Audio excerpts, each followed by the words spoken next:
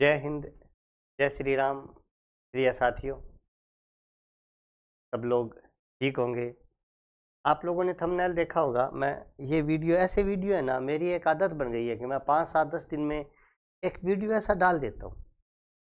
अच्छा, इसके पीछे क्या उद्देश्य है कि भर्ती की जानकारी है। हाँ, मेन जो मोटिव है वो ये है कि इससे आप लोग मोटिवेट होते हैं, आप लोगों में एक नई ऊर्जा का संचार होता है।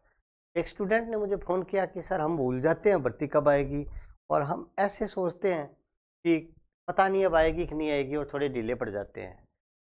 तो ये एक चाबी भरने का काम करते हैं ऐसे वीडियो कि अरे भर्ती भर्ती आ गई, भर्ती आएगी।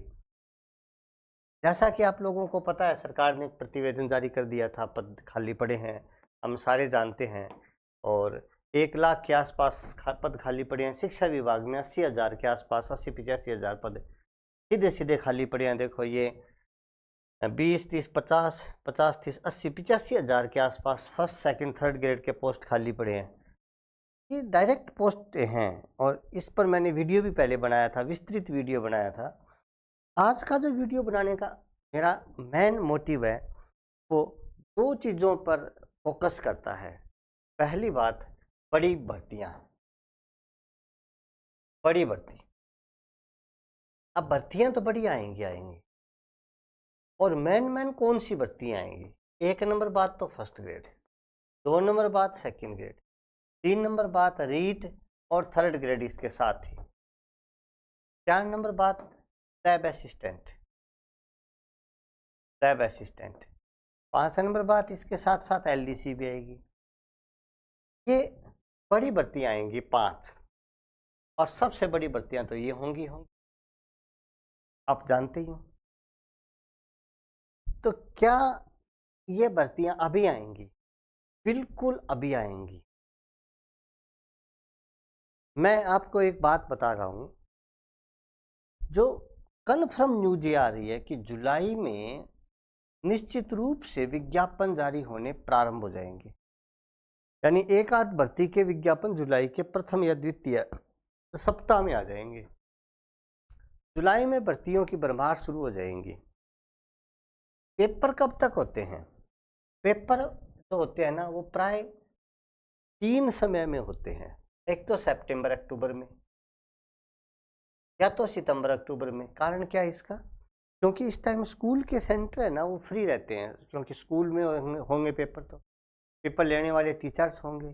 तो कब हम फ्री हैं और कब हमारी बिल्डिंग फ्री है, तब पेपर होते हैं। सितंबर अक्टूबर में कोई भी प्रकार की विभागीय परीक्षा अन्य नहीं होती। जैसे आप ईयरली एग्जाम मान लो, तो दिसंबर में अर्धवार्षिक परीक्षाएं होती हैं, इसलिए प्राय नवंबर दिसंबर में भर्तियों के पेपर बहुत कम होते हैं। सितंबर अक्टूबर में। दूसरी बात, पेपर होते हैं जुलाई में, क्योंकि जून में भी कंपटीशन के एग्ज़ाम हो सकते हैं, लेकिन इसके चांसेस कम रहते हैं, क्योंकि जून में टीचर्स छुट्टियां होती हैं। तो जो ड्यूटी लगेगी टीचरों की, वो टीचर मिलना थोड़ा मुश्किल हो जाता है काम। इस वजह से जुलाई में। इसके अलावा सितंबर अक्टूबर के बाद में दूसरा जो ऑप्शन था वो आपको लिखना चाहिए था जुलाई की जगह जनवरी में। जनवरी और फरवरी का प्रथम सप्ताह, और तीसरा जो है वो है जुलाई। यानी आप ये मान के चलो, जो एग्जाम होते हैं ना कंपटीशन के, वो अमूमन इन्हीं दिनों को होते हैं। इसके अलावा कुछ विशेष परिस्थितियों में पेपर अन्य महीनों में भी हो जाते हैं, लेकिन जो बड़ी भर्तियों के पेपर हैं वो देखने में यही आए हैं कि इन दिनों में होते हैं। जैसे हमारे 2018 भर्ती परीक्षा जब हुई थी, जो मैंने पेपर दिया था, वो जनवरी में हुआ था, है ना। और जुलाई में 2015 और 2017 फर्स्ट ग्रेड भर्ती के पेपर जनवरी में हुए थे। पिछले पेपर सितंबर अक्टूबर में हुए थे, 2022 वाले। अमूमन यही पेपर होते हैं इसी टाइम। आपके पेपर कब होंगे? जुलाई में जब भर्ती आती है, तो पहला ऑप्शन बनता है कि सितंबर अक्टूबर में first grade, second grade, third grade के पेपर हो जाएं। ऐसा सितंबर में एक ऑप्शन बनता है। तो क्या सितंबर अक्टूबर में आपके एग्जाम संभव है? मेरे हिसाब से एक प्रकार की भर्ती का पेपर, चाहे तो वो रीट हो, चाहे वो थर्ड ग्रेड मैन पेपर हो, या सेकंड ग्रेड या first grade. Third grade man paper से पहले रीट होगी, तो या तो रीट का पेपर या फर्स्ट ग्रेड और सेकंड ग्रेड में से किसी एक का पेपर सितंबर अक्टूबर में होने के चांसेस पूरे पूरे रहेंगे। जुलाई अगस्त में फॉर्म भरवा लिए जाएं, सितंबर अक्टूबर के आसपास पेपर करवा लिए जाएं। अब आप सोचोगे कि सर क्या ऐसा संभव है? बिल्कुल संभव है। 40 दिनों का टाइम मिल जाता है। 40 दिनों के गैप में आप लोग ज़्यादा मतलब ऐसे नहीं कह सकते कि तैयारी करने के लिए टाइम नहीं मिला। दूसरा चांस जनवरी और फरवरी में फिर एक बड़े पेपर होने की संभावना रहेगी, लेकिन जुलाई में तो देख लेना आप लोग पेपर अवश्य हो जाएंगे। अगली जो जुलाई आएगी ना, उसमें तो पेपर होंगे ही होंगे। आप लोगों को यदि आप तैयारी कर रहे हैं तो सितंबर अक्टूबर मान करके पेपरों की तैयारी करो। चाहे आप किसी भी पेपर की तैयारी कर रहे हैं, और जो रेस में जीतेगा ना, वो वही कैंडिडेट होगा जो यहाँ तैयारी कर रहा है। एक आंकड़ा बताता हूँ आपको मैं। जैसे आप मान लीजिए किसी भी एक सब, कई बच्चे ऐसे कमेंट करते हैं कि सर बताओ इंग्लिश में कितनी पोस्ट आएंगी, सर बताओ हिंदी में कितनी पोस्ट आएंगी, सर बताओ केमिस्ट्री में कितनी पोस्ट आएंगी। मैं ये पूछ रहा हूँ कि भी आपको कितनी पोस्ट चाहिए? एक चाहिए। मैं कितनी पोस्टों पर व्याख्याता हूँ? एक पोस्ट पर व्याख्याता हूँ, एक ही पोस्ट पर रखी है, और ये तय बात है एक तो आएगी। आप तैयारी करो। पोस्टों की संख्या, नंबर ऑफ पोस्ट से अपने को कोई मतलब नहीं होना चाहिए, चाहे कितनी पोस्टें आए, पोस्ट तो आएंगी ना। बड़ी भर्ती का मतलब बड़ी पोस्ट आएंगी। और पदों का वर्गीकरण जो है वो थोड़ा सा मुश्किल इसलिए है क्योंकि विभागीय वेबसाइटों पर या मैंने थोड़ा पता किया तो सब्जेक्ट वाइज जो आंकड़े हैं वो बहुत कम दे रखे हैं। हालांकि मैं अब ताला दर्पण पर जाकर के प्रत्येक पोस्ट को काउंट कर रहा हूँ कि किस सब जिले में कितने पोस्ट केमिस्ट्री की खाली हैं, कितने फिजिक्स की खाली हैं। ऐसे ये आंकड़ा भी ऑथेंटिक है, लेकिन बहुत ज़्यादा ऑथेंटिक इसलिए नहीं होता कि कई स्कूल जो नव कर्मोन्नत होते हैं या कई स्कूलों में पद सृजित नहीं हो पाते तो उनका आंकड़ा उसमें आता नहीं है। तो आप लोग ये मान के चलो कि जो पोस्ट आएंगी ना, वो पिछली भर्ती जो 6000 की भर्ती आई थी उससे ज़्यादा पोस्ट आएंगी 99%, क्योंकि भर्ती फर्स्ट ग्रेड की बड़ी आएगी। जैसे केमिस्ट्री के पिछली बार मान लीजिए 122 पद आए, तो इस बार केमिस्ट्री के 122 से ज़्यादा आएंगे, और मेरे हिसाब से लगभग 200 पोस्ट केमिस्ट्री की आएंगी। यही हाल लगभग फिजिक्स के हैं, यही हाल लगभग मैथ्स के हैं। 200-180 पोस्ट आएंगी। तो अपने को तो एक ही चाहिए ना। आप लोग इस चक्कर में मत पड़ो कि सर हिस्ट्री की पोस्ट कितनी आएगी। आपको एक चाहिए, आप एक कैंडिडेट हैं, आप एक तैयारी करो। आपको बढ़िया तरीके से तैयारी करनी है और आपकी पोस्ट तैयार होगी। आप एक बात सोचो, मैं एक आंकड़ा बताता हूँ। मान लो आपका कोई सब्जेक्ट एक्स है, कोई भी सब्जेक्ट, और आपके सब्जेक्ट में मान लीजिए 200 पोस्ट आई हैं। 200 पोस्ट, ये आपका एक्स सब्जेक्ट है, आपकी पोस्ट 200 है। तो इसमें जो फॉर्म भरे जाएंगे वो फॉर्म आप इस 200 की कम से कम 250 से गुना कर दो, इतने फॉर्म भरे जाएंगे। यदि 200 पोस्ट आई है तो 250 से गुना करने पर कितने? 50,000 फॉर्म हो गए। अमूमन आरपीएससी में जो कंपटीशन रहता है वो 250 बच्चे पर एक बच्चा सेलेक्ट होना, ये कंपटीशन रहता है। पूरे राजस्थान में 250 में से एक बच्चा ऐसा होता है जिसने अब तैयारी शुरू कर दी या अब से पहले तैयारी शुरू कर दी है। आप लोग देख भी रहे होंगे, एक आध कैंडिडेट आपको ऐसे मिलते हैं आपकी मित्र मंडली में, आपके दोस्तों में, आपके रिश्तेदारों में, जो आपको कहेगा कि मैं तैयारी कर रहा हूँ, और वो पढ़ता भी है। आप कहोगे सर अधिकांश बच्चे नहीं पढ़ रहे, लेकिन अल्प बच्चे पढ़ रहे हैं। तो भाई साहब सिलेक्शन भी अल्प का ही होता है। मैं आज आपको इस मंच से इस चीज़ की घोषणा करता हूँ कि यदि आप आज से ही तैयारी शुरू कर देते हैं, चाहे आप फर्स्ट ग्रेड की या आप सेकंड ग्रेड की या आप थर्ड ग्रेड की, यदि आप तैयारी शुरू कर देते हैं तो आपका सिलेक्शन कोई नहीं रोक पाएगा, बशर्ते आप एक फिक्स रणनीति से तैयारी करें। यदि आप लोग ये चाहते हैं कि सर हम किस प्रकार की रणनीति अपनाएं, हम तैयारी के लिए किस प्रकार से तैयारी करें। तो मुझे अभी ये पता नहीं है कि आप कौन से सब्जेक्ट की, कौन से विषय की तैयारी कर रहे हैं और आप किस ग्रेड के लिए प्रिपेयर हो रहे हैं। यदि आप लोग कमेंट बॉक्स में यह लिखेंगे तो मैं आपके सब्जेक्ट वार आपको रणनीति बता दूंगा। समझ रहे हैं आप लोग बात। तो खास पॉइंट्स है रणनीति के, वो इतने ही बता देता हूं मैं।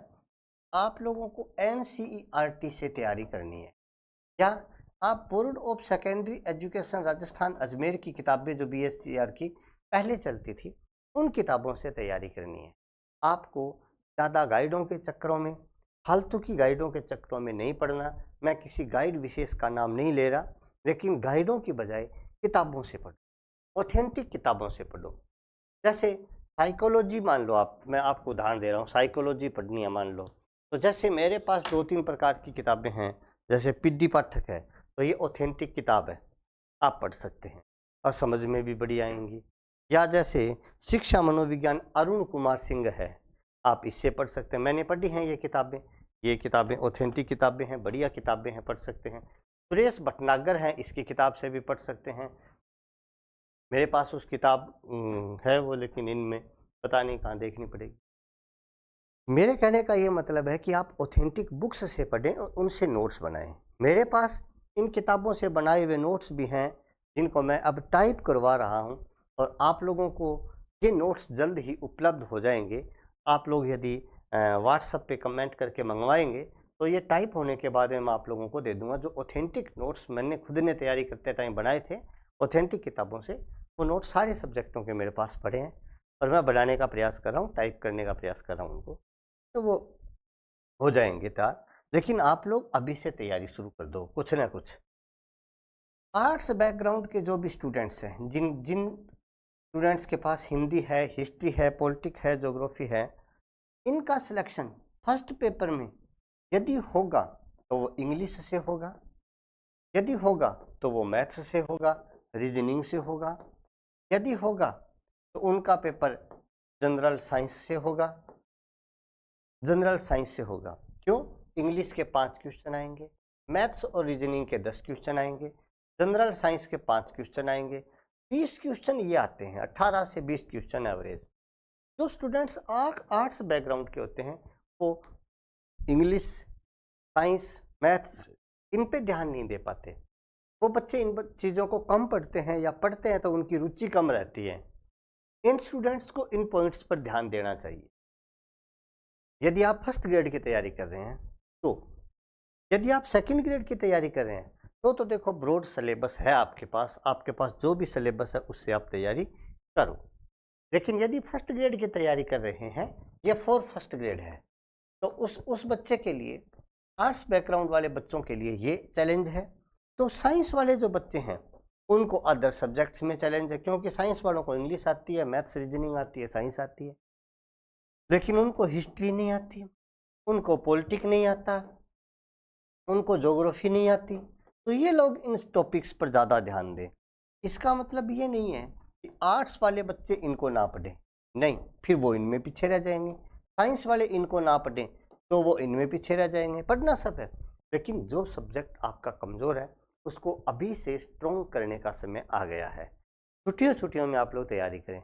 आप हमारे चैनल पर आएँ, और आप यदि किसी सब्जेक्ट विशेष की क्लास लेना चाहते हैं, उसमें आप लोगों को पढ़ने का इंटरेस्ट है, तो आप हमें कमेंट बॉक्स में या पट्टी में जो मोबाइल नंबर चल रहे हैं उन पर व्हाट्सअप कर सकते हैं कि सर मुझे इस चीज़ की ज़रूरत है। जल्द ही हम लोग सेकंड ग्रेड और फर्स्ट ग्रेड की टेस्ट सीरीज लॉन्च करने वाले हैं हमारे ऐप के थ्रू, होप एजुकेशन JMK। इस पर हम लोग टेस्ट सीरीज शुरू करेंगे। टेस्ट सीरीज बहुत ही सटीक तरीके से, बहुत ही बढ़िया तरीके से बना करके तैयार कर रहे हैं। और टेस्ट सीरीज के लिए हम लोग ये प्रयास कर रहे हैं कि सेकंड ग्रेड और फर्स्ट ग्रेड, सेकंड ग्रेड के फर्स्ट पेपर, इसके अलावा साइंस, और सेकंड ग्रेड का first paper chemistry, physics, geography, इन सब्जेक्ट्स के लिए टेस्ट सीरीज शुरू करेंगे हम लोग। रीट की टेस्ट सीरीज भी शुरू करेंगे। तो ये टेस्ट सीरीज ज्वाइन करने के लिए आज ही आप होप एजुकेशन JMK इस ऐप को इंस्टॉल कर लो, और आपको सरल भाषा में क्या चीज़ चाहिए वो आप लोग पट्टी में जो चल रहे हैं उन नंबरों पर संपर्क करो। संपर्क का मतलब व्हाट्सएप पर करें कॉन्टैक्ट, हम आपकी समस्या का समाधान करने का प्रयास करेंगे। लेकिन दोस्तों तैयारी शुरू करो आज से ही, अभी से ही। रजिस्टर ले आओ, नोट्स बनाओ बढ़िया तरीके से। एक बार ज़्यादा गाइडों के चक्करों में न पढ़ के बोर्ड की किताबों से पढ़ो। 6ठी से 10वीं तक की बोर्ड की किताबों से आप लोग पढ़ो। सिलेबस डाउनलोड कर लो अपना। सिलेबस में भी बहुत ज़्यादा परिवर्तन नहीं आना है। यदि आए भी गा तो ऐसा आएगा कि 1-2 पॉइंट हटेगा, 1-2 पॉइंट नया जुड़ेगा, अमूमन वही सिलेबस रहेगा। समझ रहे हैं आप लोग बात? ये जानकारी आप लोगों को मुझे देनी थी और ये जानकारी मैं आपको सप्ताह में 5-7-10 दिनों के बाद में ऐसी जानकारी देता रहता हूँ। आप लोगों को यदि वीडियो अच्छा लगा हो तो शेयर करें, लाइक करें, सब्सक्राइब करें। सभी साथियों ने सुना इसके लिए आपका बहुत बहुत धन्यवाद। जय हिंद, जय श्री राम।